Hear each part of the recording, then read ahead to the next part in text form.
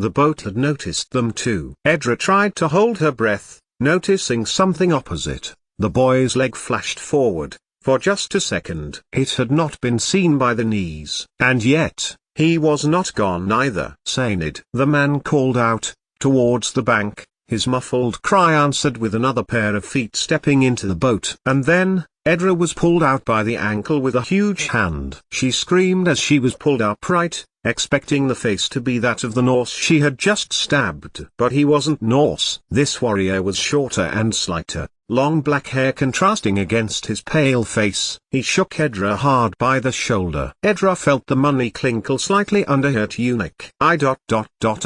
Edra gasped. "We saw you with the king's nephew, the heir to the throne." Their warrior called Sainid snarled at her, then noticed her Farthek's sword. Even on the scabbard, it had dried blood. "Ye have killed him? Speak, lad, lest ye burn on a fire, as happens to all that are traitors." He picked her up painfully by the shoulder. Others were gathered on the bank now, clad as this man was, in dark leather bands over their shoulders, staring through their close-fitted helmets at her.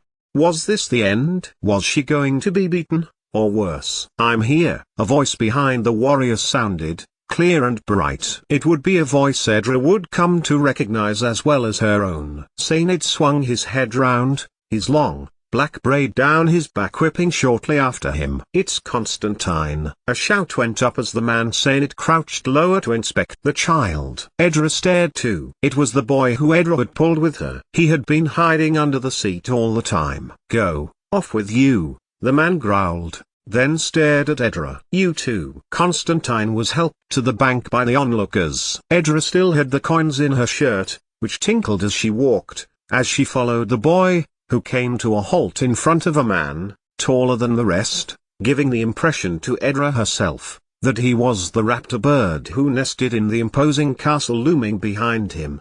The tall man stood little way above them, on higher ground. His backdrop included battle of massacred people, men and horse corpses littering the scene. The man looked down to the boy but said nothing for a time. The man Senand took some steps towards the tall man, saying something for a considerable amount of time to him. He looked at the boy again, and then his piercing eyes fixed on Edra before addressing Sainid. He stood by the boy, around them stream coiled upwards from the dead bodies of the dead, of men and women and children. It was clear the Norse were bent on extermination of all on this plane. Edra could see the bodies of the two young children belonging to the woman who had been so kind to her, both huddling together, their bodies run though. She shudderux. "You found my nephew," he intoned, not taking his eyes off Edra. "Yes, my king." It was Sainid who answered. "And you?" He spoke to Edra now, his face fixed, but his eyes, rather than inviting her to respond,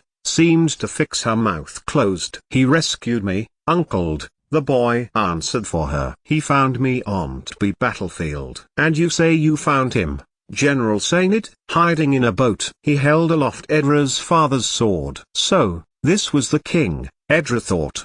They were in Pictish territory, so he must be king of the Picts. Yet, with his long black hair, like that of his general, and his set leather dapple dress, he looked more like a Gael, like the ones she had seen in the books she was not supposed to read by the Lindisfarne monks who had charted the histories of the peoples of Alba, which she had found one day in Bibbenberg's chapel and read voraciously.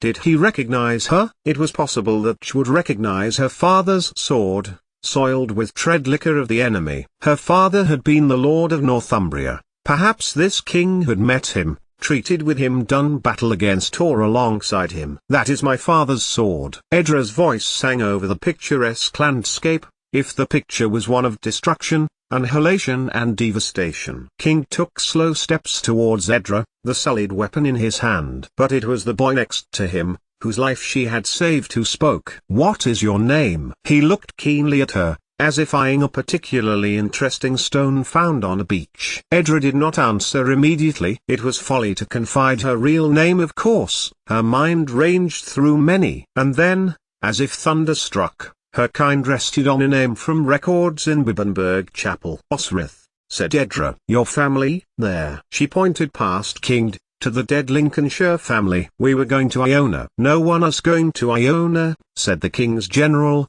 softly. "There is no one left, child. You will come with us." "No!" Edra screamed, more for herself than any of the destruction around her. Chaldees would surely correspond with Lindisfarne about this massacre. Some of its monks were dead too, and being walled up inside a Pictish castle would be a fast way of her uncle locating her.